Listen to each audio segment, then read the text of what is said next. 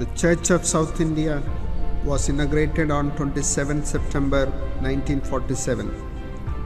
It was the most significant event in the world of church union movement.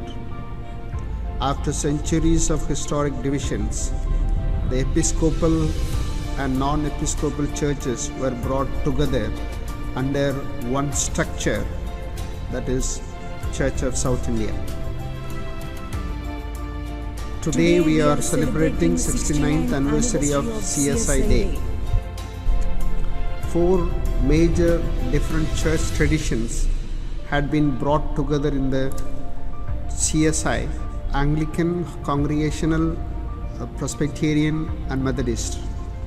All these churches had been established in India through the missionary work of churches in Europe, America and Australia, who had started their work in India at different periods from the beginning of the 18th century. The Anglican Church was established through the work of the Church Missionary Society and the Society for the Propagation of the Gospel, SPG, both closely linked with the Church of England.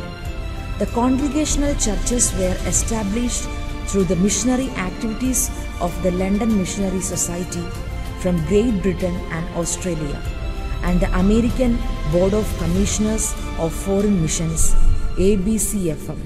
The Presbyterian churches through the work of the Church of Scotland Mission, the Dutch Reformed Church in America, and the Basel Mission in Switzerland and Germany. They also had connections with the Presbyterian churches in England and Australia. The Methodist Church was established by the Methodist Missionary Society of the Methodist Church in Great Britain. The churches themselves began to be increasingly aware of the disunity and sought ways of overcoming it. As a result, different kinds of mergers or unions among churches were beginning to take place.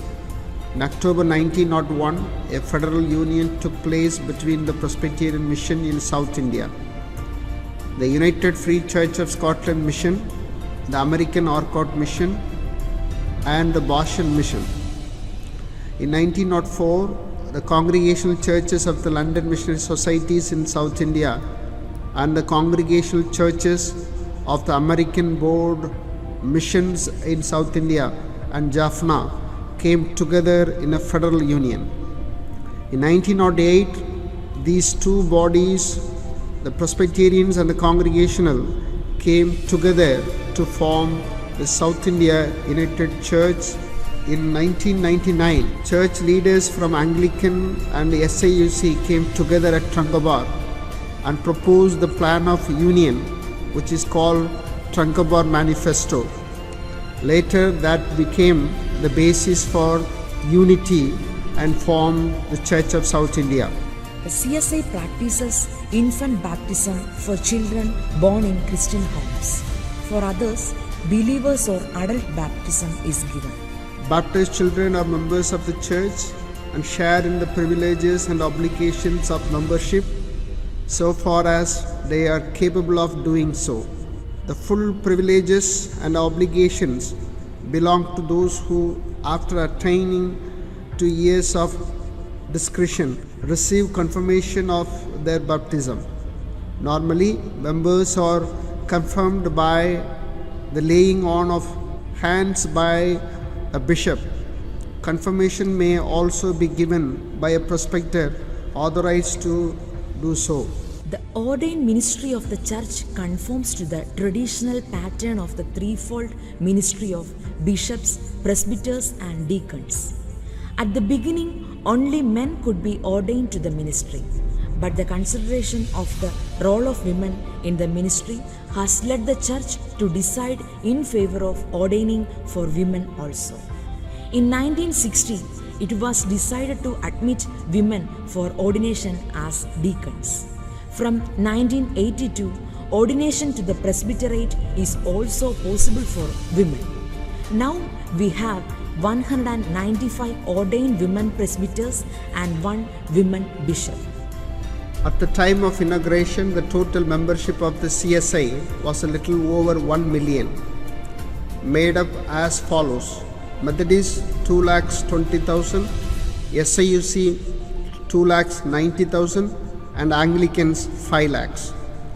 Now the members are more than 40 lakhs, More than 15,000 churches, 24 dioceses, more than 300 mission fields including neighboring countries, more than 10 mission fields for a transgender community, 3,500 ordained priests, 195 women priests, 2,700 missionaries, 59 arts and science colleges, 199 junior colleges, 70 high schools, more than 1,780 primary schools, 95 professional colleges including 2 medical colleges, 1 dental college, 25 nursing schools, 20 paramedical institutions, 220 hostels, 57 hospitals, 35 institutions for the differently able people, 125 dispensaries and mobile clinic.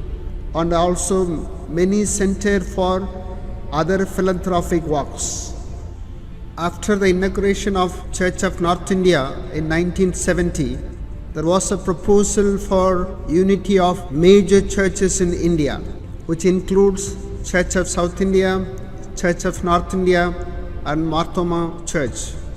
The Church of South India affirms that the purpose of the union is to fulfill the priestly prayer of Jesus Christ, the Lord of the Church, that they all may be one and that the world may believe that you have sent me.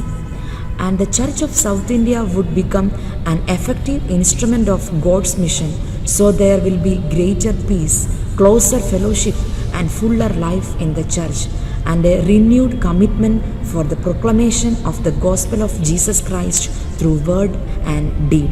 The Church of South India affirms that the Church is the servant of God to carry on the mission rooted in Jesus Christ based on the Scriptures.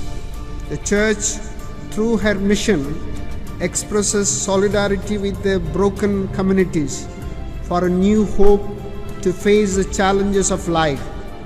The cross continues to be the sign of hope for the witnessing church, which strives towards unity, peace, and reconciliation as a vibrant channel of God. May God bless us.